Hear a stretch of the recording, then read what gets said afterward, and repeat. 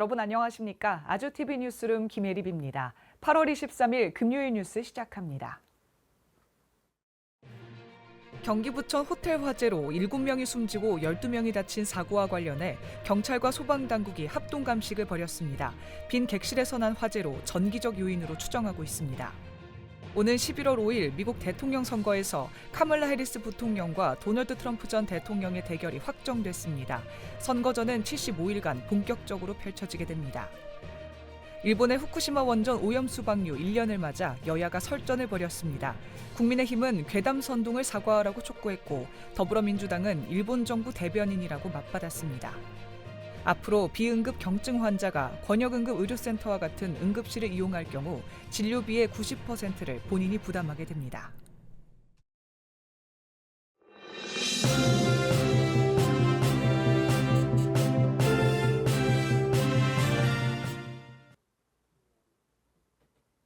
경기 부천 호텔 화재로 7명이 숨지고 12명이 다친 사고와 관련해 경찰과 소방당국이 합동감식을 벌였습니다. 빈 객실에서 난 화재로 담뱃불과 같은 실화 가능성보단 전기적 요인을 추정하고 있습니다. 부천호텔 화재수사본부는 경기도 소방재난본부와 경찰, 국가수 등 5개 기관이 참여해 사고 원인 규명에 집중했습니다. 화재는 8층 810호 객실에서 시작된 것으로 추정되며 전기적 요인을 유력한 원인으로 보고 있습니다. 불이 나기 전 한 투숙객이 810호 객실에 들어갔다가 호텔 측에 타는 냄새가 나 객실을 바꿔달라고 요청한 것이 확인됐습니다. 경찰은 투숙객과 호텔 관계자 등을 참고인으로 조사하고 있으며 화재 원인 규명을 위한 수사에 박차를 가하고 있습니다. 화재로 인한 유독가스가 빠르게 퍼지고 스프링클러가 설치되지 않아 피해가 컸습니다. 2004년 준공된 호텔 건물에 화재 당일에는 27명이 투숙한 것으로 알려졌으며 투숙객 등 7명이 숨졌고 중상 2명을 포함한 부상자 12명은 병원으로 옮겨져 치료를 받았습니다. 오는 11월 5일 미국 대통령 선거에서 카멀라 해리스 부통령과 도널드 트럼프 전 대통령의 대결이 확정됐습니다. 선거전은 75일간 본격적으로 펼쳐지게 됩니다. 해리스 부통령은 조 바이든 대통령의 재선 도전 포기 후 민주당 후보로 출정식을 가졌으며 트럼프 전 대통령은 3회 연속 공화당 후보로 나섭니다. 진보 흑인 여성과 보수 백인 남성의 첫 대결이 펼쳐집니다. 여기에 해리스 부통령의 러닝메이트 부통령 후보로는 팀 월즈 미네소타 주지사가 트럼프 전 대통령의 러닝메이트로는 제이디 벤스 연방상원 의원이 각각 나섭니다. 두 후보는 정책에서 뚜렷한 차이를 보이며 미국 사회의 정치적 양극화가 더욱 심화될 것으로 예상됩니다. 해리스 부통령은 민주당 내부의 결속력을 높이며 오차 범위 내에서 우위를 점하고 있으며 트럼프 전 대통령은 강경 우파의 지지를 받고 있습니다. 이번 대선에서 로버트 케네디 주니어 후보의 사퇴와 트럼프 지지 가능성도 중요한 변수로 작용할 전망입니다. 또한 연준의 금리 인하와 경제 지표, 중동 갈등, 전쟁 등도 대선 판세에 영향을 미칠 것으로 보입니다. 두 후보의 본격적인 대결은 다음 달 10일 첫 TV 토론에서 시작될 예정입니다. 일본의 후쿠시마 원전 오염수 방류 1년을 맞아 여야가 설전을 벌였습니다. 국민의힘은 괴담 선동을 사과하라고 촉구했고 더불어민주당은 일본 정부 대변인이라고 맞받았습니다. 국민의힘은 야권의 오염수 방류 우려를 괴담 선동으로 규정하며 사과를 촉구했고 더불어민주당은 이를 일본 정부 대변인이라고 비판했습니다.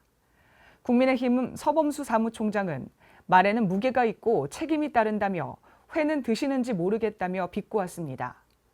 배준영 원내수석 부대표도 민주당이 과거 오염수 관련 발언을 했지만 지금은 관련 법안조차 재발의하지 않고 있다며 지적하며 대국민 사과를 요구했습니다. 반면 민주당은 국민의힘이 일본 정부를 대변하고 있다며 비판의 목소리를 높였습니다. 민주당은 오염수가 우리 해안에 유입되는 데 시간이 걸린다는 점을 강조하며 국민의힘의 논리를 비판했습니다. 앞서 국민의힘 한동훈 대표는 방사능 안전 기준을 벗어난 사례가 없었다며 민주당의 우려가 실현되지 않았다고 지적했습니다. 앞으로 비응급 경증 환자가 권역응급의료센터와 같은 응급실을 이용할 경우 진료비의 90%를 본인이 부담하게 됩니다. 보건복지부는 이러한 내용을 담은 국민건강보험법 시행규칙 개정안을 입법 예고하고 30일까지 의견을 수렴하기로 했습니다. 개정안은 한국응급환자 중증도 분류 기준에 따른 비응급 환자와 경증응급 환자가 권역응급의료센터, 응급실 등을 내원할 경우 응급실 진료비의 본인 부담률을 90%로 하는 내용이 담겼습니다. 복지부는 응급실 과밀화를 방지하고 중증 환자의 적시 진료를 위한 개정이라고 설명했습니다. 복지부는 대형 병원 응급실이 중증 응급 환자 진료에 집중할 수 있도록 경증 환자의 이용을 제한하는 방안을 지속적으로 논의해 왔습니다. 이에 따라 경증 환자의 응급실 이용 시 본인 부담률이 인상됩니다. 박민수 복지부 2차관은 경증이나 비응급 환자의 응급실 이용을 줄이기 위해 더 과감한 조치를 취할 계획이라고 밝혔습니다. NH농협은행에서 100억 원대 금융사고가 발생했습니다. 내부 감사가 시작되자 사고에 연루된 직원이 극단적 선택을 한 것으로 전해졌습니다. 해당 직원은 지인 명의를 도용해 거액의 대출을 일으킨 것으로 파악됐으며 사고 금액은 117억 원에 달합니다. 감사 절차는 현재 중단된 상태로 이번 사고는 올해 농협은행에서 발생한 네 번째 금융사고입니다. 앞서 3월과 5월에도 유사한 금융사고가 잇따라 발생한 바 있습니다. 농협은행장은 내부 통제와 금융사고 근절 방안을 계속 고민하고 있다고 밝혔습니다. 가수 임영웅이 서울 월드컵 경기장 공연 실황을 담은 영화 I'm Here the Stadium 시사회에 참석했습니다. 콘서트의 감동을 팬들과 나누고 싶다고 전했습니다. 임영웅은 스타디움에서 공연하는 것이 영광이었다며 팬클럽 영웅시대에 감사한 마음을 표했습니다. 영화는 임영웅의 공연 주요 장면과 팬들의 열정적 반응을 생생하게 담아냈습니다. 또한 공연 중간중간 임영웅의 인터뷰와 무대 준비 과정을 보여주며 진솔한 이야기를 전달합니다. I'm Here the Stadium은 28일 CGV에서 단독 개봉하며 예매율 1위에 예매량도 10만 명을 넘어섰고 공연 실황 영화로는 처음으로 특별관 IMAX와 스크린X에서도 동시 개봉합니다. 이어서 날씨 전해드리겠습니다. 8월 하순인데도 전국 대부분 지역에 폭염특보가 내려졌고 열대야 신기록 행진도 계속되고 있습니다. 다가오는 주말에도 습도 가득한 불볕더위는 계속되겠고 곳곳에 소나기가 지나겠습니다. 태풍에 이어 서해상에서 발달한 비구름대까지 유입되면서 연이은 비 소식이 있었지만 더위를 식히지는 못했습니다. 뜨거운 바다 위를 지난 고온다습한 남서풍이 북태평양 고기압 가장자리를 따라 한반도로 유입돼 전국 대부분 지역에 폭염특보가 내려졌습니다.